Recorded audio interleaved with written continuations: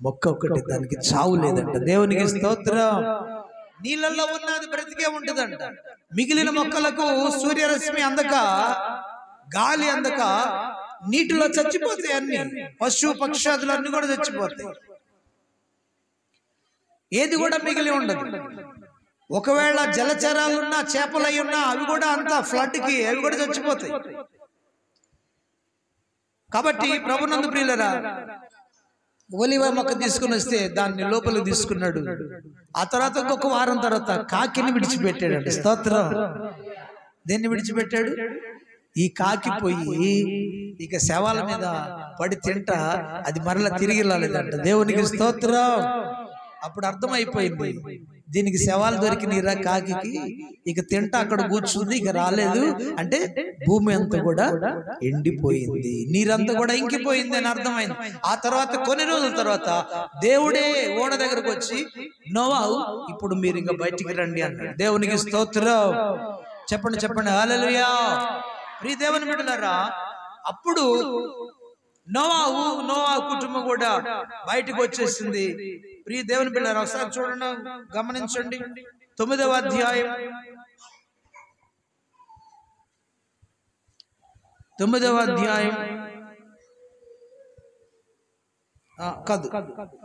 అధ్యాయం 15వ వచనం నుంచి చదువుదాం. నీవును నీతో కూడా నీ భార్య, నీ కుమారులు, నీ కోడండ్రును ఓడలోనికి బయటికి రండి. ఆయన చెప్పినాక బయటికి రాలా. మీరు గుర్తుపెట్టుకోండి, ప్రళయం వచ్చింది. అసలు ఎంత భయం ఉంటుందో కదా ఆ కుటుంబానికి, ఆ 8 మందికి ఎంత భయం ఉండాలి. లోకమంతా కూడా చచ్చిపోతే దేవుడు మనల్ని ఒక్కరిని బ్రతికించాడు, 8 మందిని బ్రతికించాడు. అసలు ఎంత గుండెలు ఆగిపోయి ఉంటాయి వాళ్ళకు కూడా. లోకమంతా చచ్చిపోతుంది ప్రళయంలో, జల ప్రళయంలో లోకమంతా, జీవమంతా చచ్చిపోతుంటే దేవుడు ఇంత ప్రళయంలో కూడా, ఇంత ప్రళయ జలముల మీద కూడా ఆశ్రడే దేవుడు మన దేవుడు. దేవునికి స్తోత్రం. లోకాన్ని చంపివేస్తే ఓడలోనికి ఒక డ్రాప్ కూడా వెళ్ళలేకపోయింది దేవుని అధికారం లేకుండా. అంత ప్రళయ జలాలు దేవుడి మాట విని నోవాహు తయారు చేసిన ఓడలోనికి ఒక్క డ్రాప్ కూడా లోపలికి వెళ్ళలేకపోయింది. దేవునికి స్తోత్రం. అలానే దేవుని మాట వినిన ప్రజలకి, దేవుని నీడలో బ్రతుకుతున్న వారికి ఏ అపాయము రాదంటాడు కీర్తనకారుడు. భయభక్తులు కలిగి ఉంటే ఏ అపాయము నీకు, 91 కీర్తన 10వ వచనంలో, ఏ తెగులు నీ గుడారము సమీపించదంటున్నాడు. భయభక్తులు ఉంచువానికి ఏ మేలు కొదవలేదంటున్నాడు.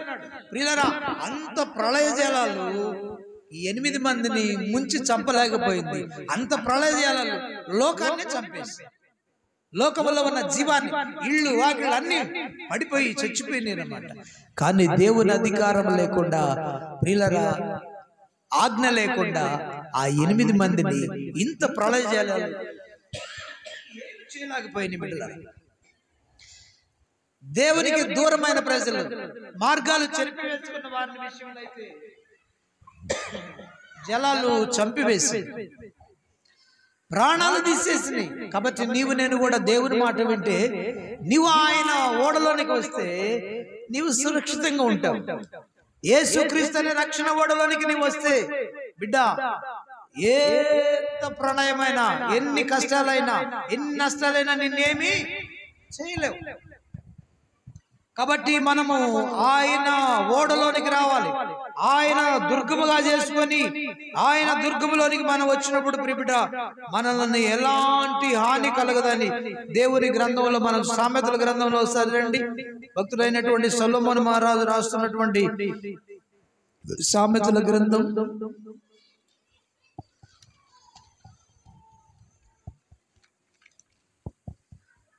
సామెతల గ్రంథం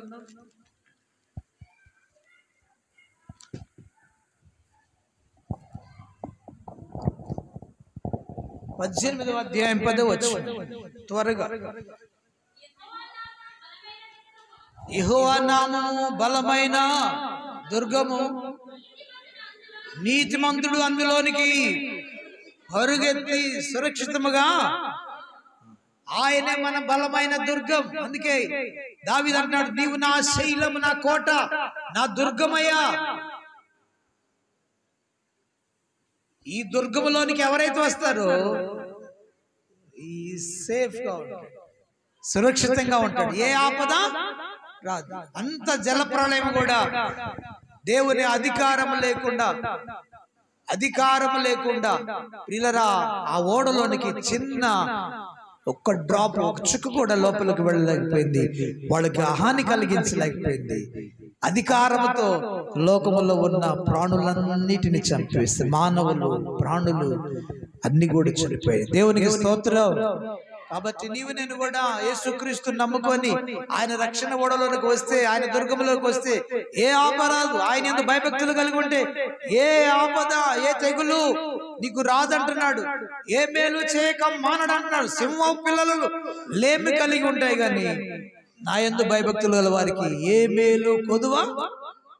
31వ కీర్తనలో ఆ మాట 34:10 కీర్తన గ్రంథం 34వ అధ్యాయం 10వ వచనం.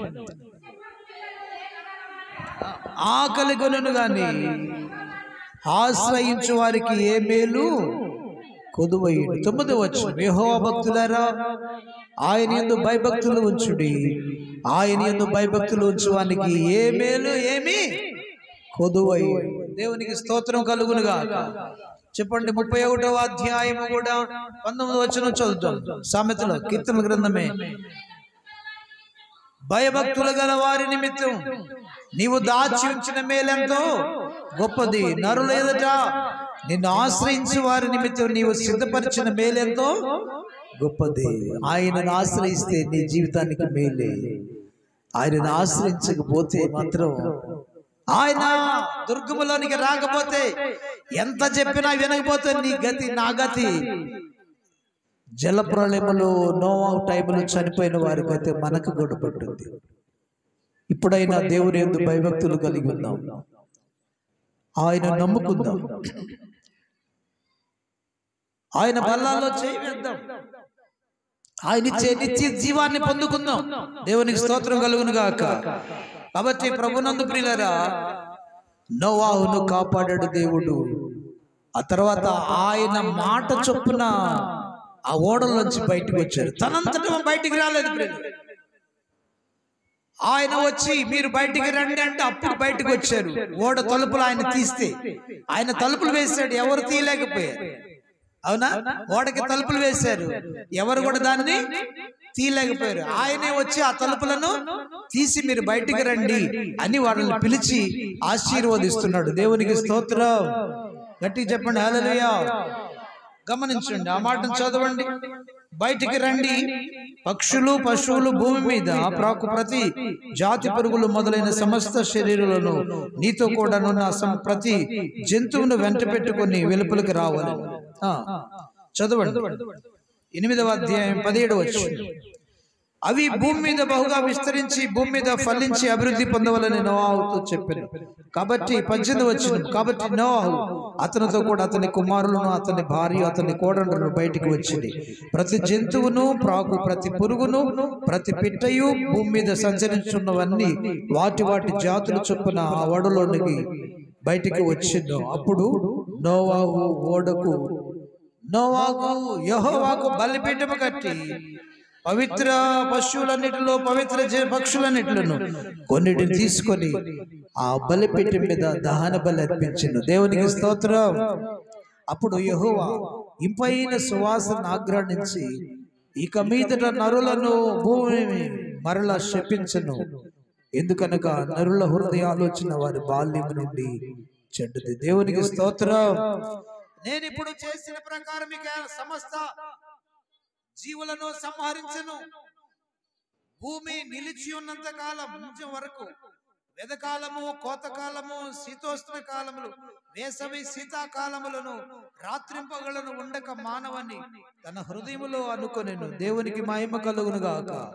అప్పుడు మరియు దేవుడు నోవాహును అతని కుమారులను ఆశీర్వదించి, మీరు ఫలించి అభివృద్ధి చెంది భూమిని నింపుడి, మీ భయము బెదురును అడవి జంతువులన్నిటికి పక్షులన్నిటికి నేల మీద ప్రాకు ప్రతి పురుగునకు సముద్రము చేపలన్నీ కలుగును.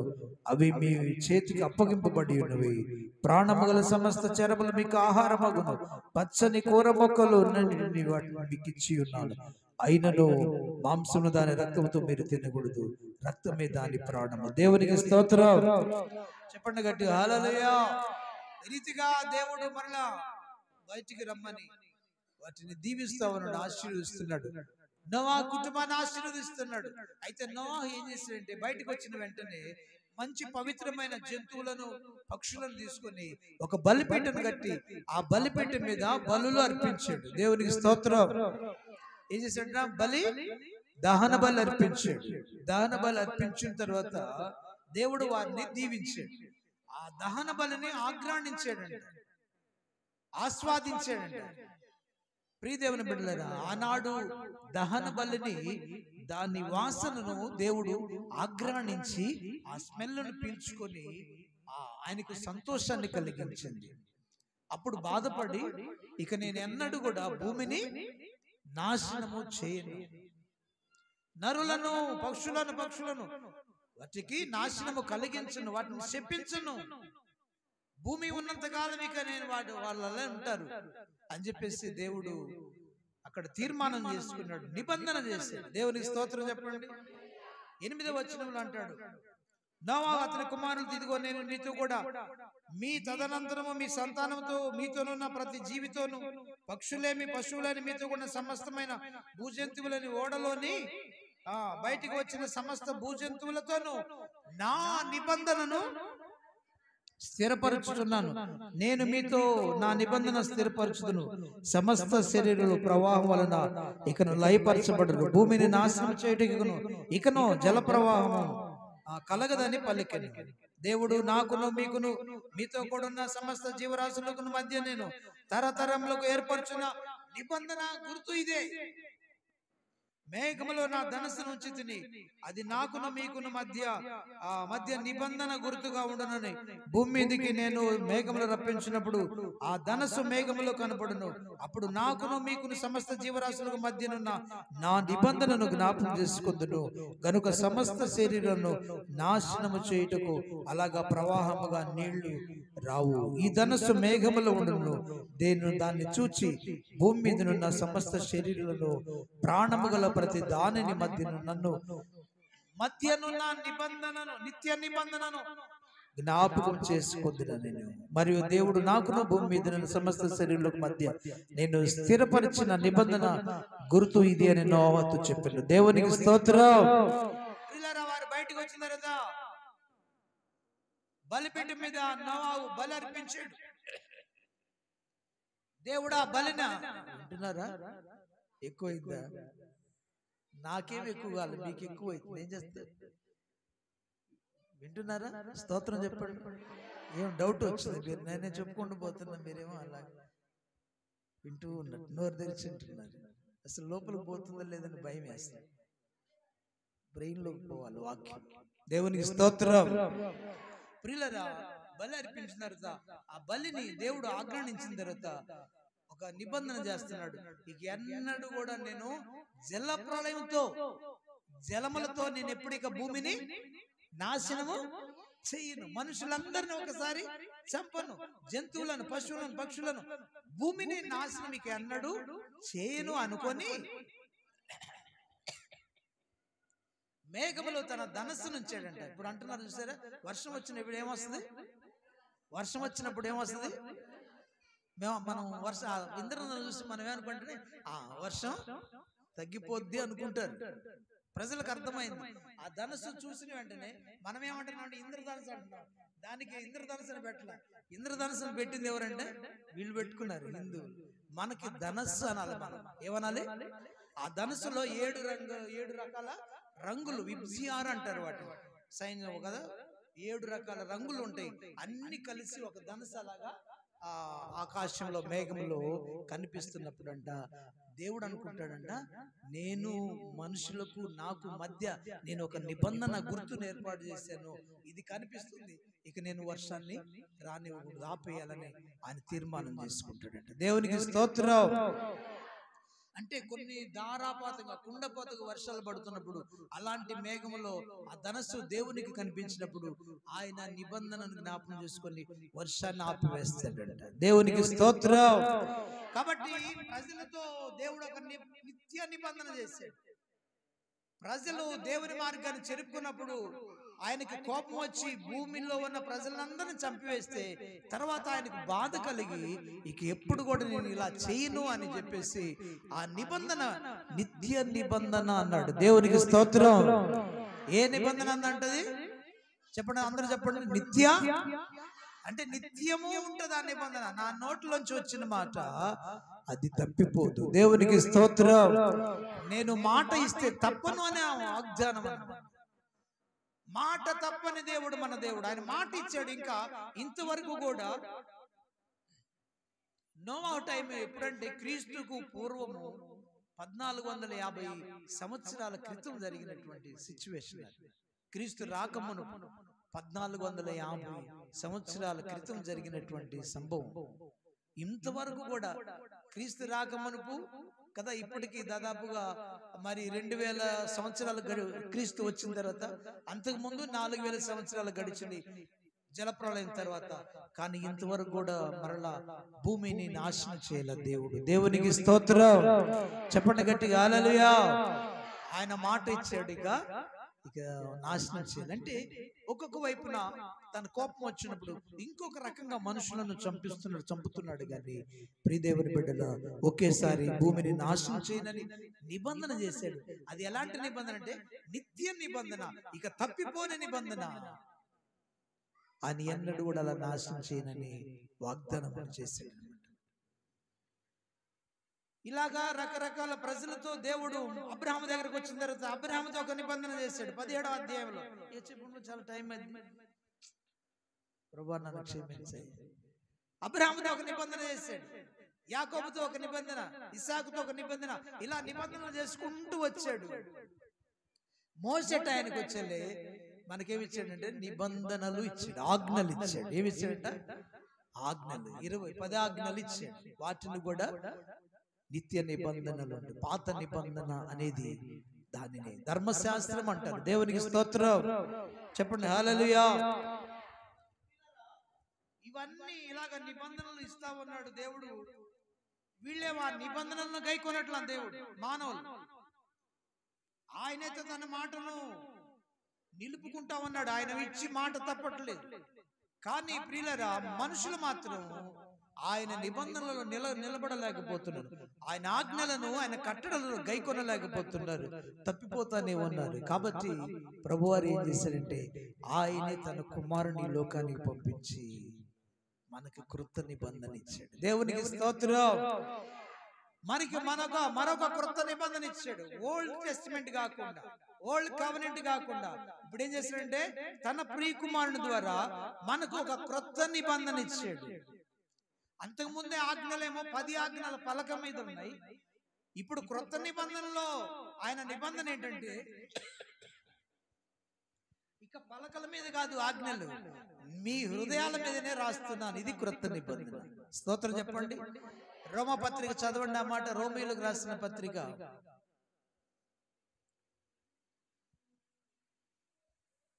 8వ అధ్యాయం మనం చదువుకున్న కదా ఇందాక. రోమీయులకు రాసిన పత్రిక, హెబ్రీయులకు రాసిన పత్రికను మనం క్షమించాలి, హెబ్రీయులకు రాసిన పత్రిక. హెబ్రీయులకు రాసిన పత్రిక 8వ అధ్యాయము 10వ వచనం. ఇశ్రాయేలు ఇంటి వారితోనూ నేను చేయబో నిబంధన ఏదనగా వారి మనసులో నా నిబంధన ఉంచేదను, వారికి దేవుడనయ్యుందును, వారు నాకు ప్రజలయ్యుందురు. వారిలో ఎవడను ప్రభువును తెలుసుకొనుడని తన పట్టణస్థునికైనను తన సహోదరునికైనను ఉపదేశము చేయడు.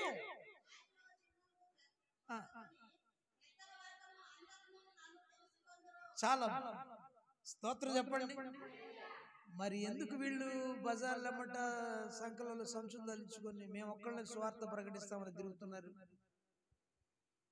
మా పాస్టర్లు వాళ్ళు? మరి ఆ హెబ్రోను సంఘం అంటారు మేము తప్ప సువార్త ప్రకటించేవాడు ఎవడు మీరందరూ పాస్టర్ గారు చర్చిలోనే ప్రకటించుకుంటారు, లేదా ప్రార్థన పెట్టుకొని అక్కడే ప్రకటిస్తారు, మేమైతే బజారు తిరిగి మేమైతే ఇంటింటికి కరపత్రిక ఇచ్చి సువార్త ప్రకటిస్తున్నాం పాస్టర్ గారు అన్నాడు. నేను ఈ మాట చూపించాను. మీలో ఏ సహోదరునికి కూడా, ఏ పట్టణస్థునికైనను ఏ సహోదరునికైనను ప్రభువుని తెలుసుకొనుడని ఉపదేశము చేయడు. స్తోత్రం చెప్పండి. ఎందుకు ఉపదేశం చేయాల్సిన అవసరం లేదంటే నీ గుండెలలోనే రాశాడంట విధులు. స్తోత్రం చెప్పు. మంచేంటో, చెడేంటో, నీతి ఏంటో, అనీతి ఏంటో, పాపమేంటో కదా, పరిశుద్ధత ఏంటో, మంచేంటో, చెడేంటో, దేవుని యొక్క ఆజ్ఞలను నీ గుండెల మీద, ప్రతి వాని గుండెల మీద, మెత్తని గుండెల మీద ఆయన తన సిలువ బలియాగం ద్వారా ప్రతి మనిషి గుండెలో రాశారంట ఆయన ధర్మ విధులు, న్యాయ విధులు. దేవునికి స్తోత్రం. కాబట్టి నీవు ప్రభువుని తెలుసుకొనమని పట్టణస్థునికైనా సహోదరునికైనా ఎవడు ఉపదేశము చేయడు. వారిలో చిన్నల మొదలుకొని పెద్దల వరకు అందరూ నన్ను తెలుసుకుంటారు అన్నాడు. ఆయనే ప్రత్యక్షపరుచుకుంటాడు. ఇక నీవు నేను ప్రభువుని తెలుసుకోమని చెప్పాల్సిన అవసరం లేదా. ఇది క్రొత్త నిబంధన. స్తోత్రం చెప్పండి. ఏంటంట? పాత నిబంధనలు అందరూ చెప్పాలి, వాక్యాన్ని ప్రకటించాలి, నువ్వు మంచి మార్గం నడవమని చెప్పాలి, దేవుని ఆజ్ఞలు ఇవ్వని చెప్పాలి. క్రొత్త నిబంధనలో చెప్పాల్సిన అవసరం, నీ హృదయం అనే పలక మీద ఆయన ఆజ్ఞలన్నిటిని రాశాడంట. దానిని దేవుడు అంటాడు, ఇది న్యూ కవరెంట్, ఇదే క్రొత్త నిబంధన, న్యూ టెస్టమెంట్. కాబట్టి ఎవరికి ఇది మంచి ఇలా చేయమని చెప్పాల్సిన అవసరం లేదంట. వాడి గుండెలలో మంచి ఏంటో, చెదేంటో దేవుడే రాసిపెడు. నిజమేంటో, అసత్యమేంటో, సత్యమేంటో, నిజమైన దేవుడు ఎవరో, అబద్ధమేంటో అన్ని కూడా ఆయనకి వారికి తెలుసట. తెలిసినట్లుగా ఆయన శిలువ బలియాగం ద్వారా వారి హృదయమైనటువంటి పలకల మీద ఆయన తన రక్తం అనే సిరాతో రాశాడట. దేవునికి స్తోత్రం. కాబట్టి బిడ్డలారా, ఒకటి కృత నిబంధన అంటే దేవుని యొక్క ధర్మ విధులు నీ గుండెల మీద రాయించాడు అని అర్థం. ఎవరు నీకు చెప్పాల్సిన పని, పాపము చేయొద్దని చెప్పాల్సిన పని, నీకే అన్ని తెలుస్తాయి అని అర్థం. రెండవది క్రొత్త నిబంధన అంటే ఆయన ఏమన్నాడంటే కొరింథీ రాసిన పత్రికలో, కొరింథీయులకు రాసిన పత్రికలో మనం చూస్తే ప్రియులారా గమనించండి, 11వ అధ్యాయంలో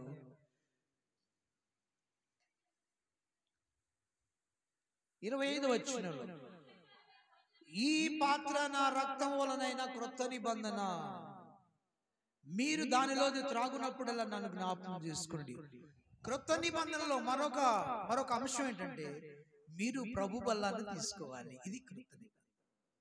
ప్రతి ఒక్కరూ మనసు మార్చుకొని బాప్తీసం తీసుకొని అందరూ కూడా ప్రభు యొక్క శరీరాన్ని, రక్తాన్ని త్రాగాలి అని నిబంధన ఇస్తున్నాడు దేవుడు. స్తోత్రం చెప్పండి, చెప్పండి, చెప్పండి. హల్లెలూయా. నిబంధన, క్రొత్త నిబంధనలో రెండవ విషయం ఏంటంటే, ఒకటి నీ గుండెల మీద రాశాడు న్యాయ విధులు, ధర్మ విధులు. రెండవది ఏమంటున్నాడంటే నా శరీరము, నా రక్తము మీరు తప్పకుండా తీసుకోవాలని చెప్పేసి క్రొత్త నిబంధన ఇస్తున్నాడు. ఎవరు కూడా ఆయన శరీరానికి, రక్తానికి దూరంగా ఉండొద్దు. నమ్మి బాప్తీసం తీసుకున్న ప్రతి ఒక్కరు కూడా ఆయన శరీర రక్తాలలో పాలు పొందాలి. దేవుడు నిబంధన చేస్తున్నాడు, మాతో నిబంధన ఇస్తున్నాడు.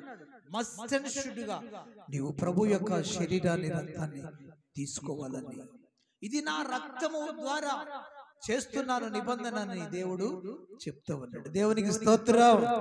కాబట్టి ప్రభు బలాన్ని సమీపించే బిడ్డ, ఇది క్రొత్త నిబంధనను గుర్తు పెట్టుకొని తప్పకుండా నీవు భయభక్తులు కలిగి ప్రభు శరీరాన్ని, రక్తాన్ని తీసుకుంటే నీవు నిత్యము జీవిస్తావు. పాపములో ఇక జీవించకుండా నీతిలో జీవిస్తావు. లోకములో నీవు జీవించకుండా పరిశుద్ధతలో జీవిస్తావు. దేవుని యొద్ద జీవిస్తావు. లోకానికి వేరే జీవిస్తావు. కాబట్టి తప్పకుండా ప్రభు శరీరాన్ని రక్తాన్ని మనం తీసుకోవాలి. ఇది కృత నిబంధన, న్యూ టెస్టిమెంట్. ఓల్డ్ టెస్టిమెంట్ లో 10 ఆజ్ఞలను మానవుడు గైకొనలేకపోతున్నాడు. కాబట్టి దేవుడే ఆజ్ఞలను నెరవేర్చి సిలువలో తండ్రి మాట విని సిలువ బలియాగం ద్వారా ఆ ఆజ్ఞలన్నిటిని నెరవేర్చి వాటిని ఏం చేశాడంట? కొట్టివేసి, దాని ద్వారా వచ్చేటువంటి ఆ శిక్షను కొట్టివేసి మనలను శిక్ష లేకుండా చేసేటంట. దేవునికి స్తోత్రం. అదే కృత నిబంధన. కృత నిబంధనలో మరొక అంశం ఏంటంటే, ప్రియదేవుని బిడ్డలారా, మూడో విషయం ఏంటంటే, నీ పిల్లల నోటి నీ మీద ఉన్న నా ఆత్మయు, యెషయా గ్రంథం 59:21లో అంటున్నాడు, నీ మీద ఉన్న నా ఆత్మ. కృత నిబంధనలో దేవుడు మనకు ఆత్మనిస్తున్నాడు అని అర్థం. ఆది కాండములో పాత నిబంధనలో పాపం చేసి ఆత్మను ఆర్పేసుకున్నారు, దేవునికి దూరస్తులయ్యారు, దేవుని యొక్క ఆశీర్వాదాలను పోగొట్టుకున్నారు. క్రీస్తు ద్వారా మరలా ఏం చేస్తున్నాడంటే కృత నిబంధన మనకి ఇస్తున్నాడు. ఆ నిబంధన ఏంటంటే, నీ మీద నా ఆత్మను కృమ్మరిస్తాను. దేవునికి స్తోత్రం. చూడండి, అపోస్తుల కార్యముల గ్రంథంలో ఉన్న ఆ మాటలు ఏవేల గ్రంథంలో ఉన్నాయి, అపోస్తుల కార్యముల ఆ మాటలు ఉన్నాయి. ఒకసారి చూద్దాం. 17వ అధ్యాయం, క్షమించాలి, అపోస్తుల కార్యముల గ్రంథం 2వ అధ్యాయం 17వ వచనం. అంత్య దినములందు నేను మనుషులందరి మీద నా ఆత్మను, ఒక్కరి మీద కాదంట,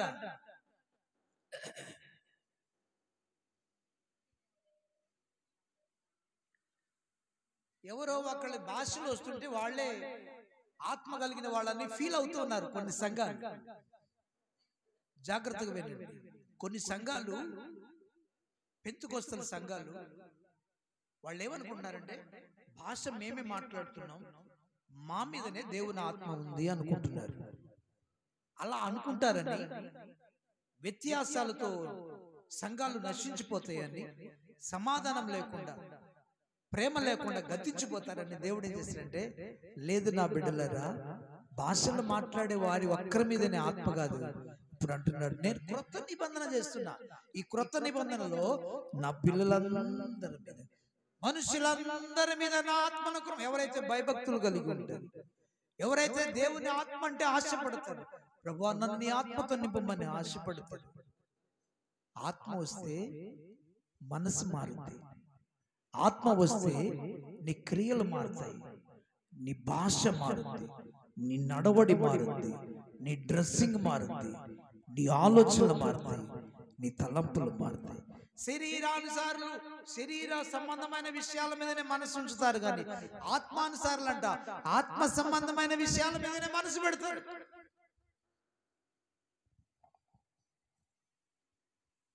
ఈరోజు ప్రశ్న వేసుకో, నువ్వేటి మీద నీ మనసు పెడుతున్నావు ఆలోచన చేసుకో. నువ్వు శరీరానుసారవా, ఆత్మానుసారవా? అర్థం అవుతుంది. ఆత్మ ఉందా లేదా నీకే అర్థం అవుతుంది. శరీరానుసారులేమో శరీర విషయాల మీదనే, దీని మీదనే కాన్సెప్ట్, శరీరం మీదనే. ఇది బాగుండాలి, దీనికి బాగా పోయాలి, దీన్ని బాగా నిద్ర పెట్టాలి, దీన్ని అందంగా చేసుకోవాలి, దీని కొరకు అన్ని సంపాదించుకోవాలి, శరీరం కోసం. శరీరానుసారులు శరీర విషయాల మీదనే మనసు. ఆత్మానుసారులు అయితే ఎప్పుడు ప్రభు సన్నిధిలో ఉండాలి, ఎప్పుడు ప్రార్థన చేయాలి, ప్రభు ఆత్మను పొందుకోవాలి, ఒక ఆత్మకు సువార్త ప్రకటించాలి, ఒక ఆత్మను దేవుని దగ్గరికి నడిపించాలి. ఆత్మ దేవుని సన్నిధిలో నేను ఎక్కువ గంటలు గడపాలనుకుంటాను. ఆత్మానుసారం. శరీరానుసారులు అనుకుంటారు, ఏందబ్బా మాకు ఈ బాధ పాస్టర్ గారితో, ఈ పాస్టర్ గారు పోతే బాగుండే, ఈయన అసలు టైం చూడేది, ఈ వాక్యానికి నిలబడితే ఆయన ఇష్టమే, మా ఇష్టం చెప్పాలి కానీ ఈయనేంది ఇష్టపోతాడు అని అనుకుంటారు. స్తోత్రం. శరీరసారులు వాళ్ళు ఎక్కువసేపు కూర్చోలేరు, ఎక్కువసేపు వాక్యం వినలేరు, ఎక్కువగా దేవునికి ఆరాధించలేరు, దేవునికి లోబడలేరు, స్తుతించలేరు, గణపరచలేరు. సరే, నడుము నొప్పి వచ్చిన వాళ్ళకి బాధే, యవనస్తులు కూర్చోవచ్చు కదా. స్తోత్రం. నడుము నొప్పి వచ్చిన వాళ్ళు బాధపడకుండా మీకోసం కుర్చీలు ప్రభు ఇచ్చాడు, కమ్మగా కుర్చీలో కూర్చోడు. వాక్యం ఎక్కువ వినండి. దేవుని సన్నిధిలో ఒక దినము గడుపుట 1000 దినాల ఆశ. ఒక్క ఆదివారం 6 రోజులు నీ ఇష్టం వచ్చినట్టు కూర్చుంటున్నావు కదా నీ ఇంట్లో పొలంలో పనికాడ 8 గంటలు పని చేస్తా, అప్పుడు నీకు నడుము నొప్పి రావు కదా? వస్తాయా? 300 వస్తాయి. ఏమొస్తాయి?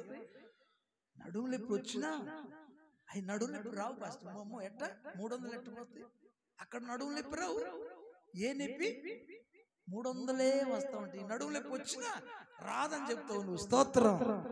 దేవుని మందిరం కూర్చుంటేనేమో నడుము నొప్పి పాస్టర్ గారు. ఏంది పాస్టర్ గారు అంతసేపు చెబుతావు? స్తోత్రం. బాధ. శరీరానుసారులు శరీర విషయాల మీద మనసు ఉంచుతారంట. ఆత్మానుసారులైతే ఆత్మ సంబంధమైన విషయాల మీద, దేవుని చూడాలని ఆశ, దేవుని వాక్యం వినాలని ఆశ, వాక్యానుసారంగా జీవించాలని ఆశ, పరలోక రాజ్యానికి చేరాలని ఆశ, అనేక ఆత్మలను పరలోక రాజ్యాన్ని సంపాదించాలని ఆశ కలిగి ఉంటారు. దేవుని సన్నిధి విషయంలో ఆశ కలిగి ఉంటారు. కానీ ఈ రోజున ప్రశ్న వేసుకో, ఆత్మ ఉందనుకుంటున్నావు సంగమా? నీకు ఆత్మ ఉందో లేదు నీవు ప్రశ్న వేసుకో. నువ్వు శరీరానుసారంగా జీవిస్తున్నావా? శరీరానుసారమైన మనసు అది కలిగి నడుచుకుంటున్నావా? ఆత్మానుసారంగా నడుచుకుంటున్నావా? నీకే అర్థమవుద్ది ఆత్మ ఉన్నదో లేదో. దేవునికి స్తోత్రం. క్రొత్త నిబంధన ఏంటో తెలుసా? పాత నిబంధనలు భక్తుల మీదనే. పాత నిబంధనలో దేవుని భక్తుల మీదనే, దేవుని ప్రవక్తల మీదనే దిగి వచ్చేది దేవుని ఆత్మ. క్రొత్త నిబంధనలో క్రీస్తు శిలువ బలియాగము ద్వారా, ఆయన రక్త ప్రోక్షణ ద్వారా క్రొత్త నిబంధన ఏంటో తెలుసా? అందరి మీద నా ఆత్మను కుమ్మరిస్తాను. దేవునికి స్తోత్రం. ఎవరైతే భయభక్తులు కలిగి ఉంటారో, ఎవరైతే మారు మనసు పొందుతారో, ఎవరైతే రక్షణ పొందుకుంటారో, ఎవరైతే ప్రభు బలాలను పొందుకుంటారో, వారందరి మీద నా ఆత్మను కుమ్మరిస్తాను. చదువు అక్కడ. నేను మనుషులందరి మీద అన్నాడా? పెంతెకొస్తు వాళ్ళ మీదనే అన్నాడా? మీరు చెప్పాలి. పెంతెకొస్తులు అంటే బాగా ఇష్టపడే సంఘములో ఉన్నటువంటి బిడ్డలారా, మీరు ఆలోచన చేయండి. మనుషులందరి మీద అన్నాడా? వాళ్ళ మీదనే కుమ్మరిస్తానన్నాడా? ఎవరైతే భక్తి కలిగి మనసు మార్చుకుంటారు, ఆశ కలిగి ఉంటారు, ప్రభువా నన్ను నీ ఆత్మతో నింపని ఎవరైతే అడుగుతుంటారో వారందరి, మనుషులందరి మీద నా ఆత్మను కుమ్మరించెదను. మీ కుమారులు మీ కుమార్తెలు ప్రవచించెదరు, మీ యవనులకు దర్శనములు కలుగును, మీ వృద్ధులు కలలుగందురు. ఆ దినములో నా దాసుల మీదను నా దాసురాండ్ర మీదను నా ఆత్మను కుమ్మరించెదను గనుక వారు ప్రవచించెదరు. దేవునికి స్తోత్రం. ఇది న్యూ కవరెంట్, క్రొత్త నిబంధన. క్రొత్త నిబంధన. కాబట్టి బిడ్డ, ఆ భాషలు మాట్లాడే వారి దగ్గరే ఆత్మ ఉందని కొంటే భ్రమ. దేవుడు నువ్వు భయభక్తులు కలిగి ఉంటే, విశ్వాసం కలిగి ఉంటే, మారు మనసు పొందితే, బాప్తిసం తీసుకుంటే, ప్రభు బలాల్లోనే పాల్గొంటే దేవుడు తన ఆత్మను నీకు ఇస్తాడు. ఇది క్రొత్త నిబంధన. దేవుడి మాటలు దీవించును గాక. ఇంకా చాలా ఉన్నాయి క్రొత్త నిబంధనలో అంశాలు. ప్రభు ఈ 3 అంశాలలో మనల్ని దీవించును గాక. పరిశుద్ధుడైన తండ్రి, ప్రేమ కలిగిన ఆయన, నీకు వందనాలు, స్తోత్రం. నన్ను మన్నించండి. నాకు వాయిస్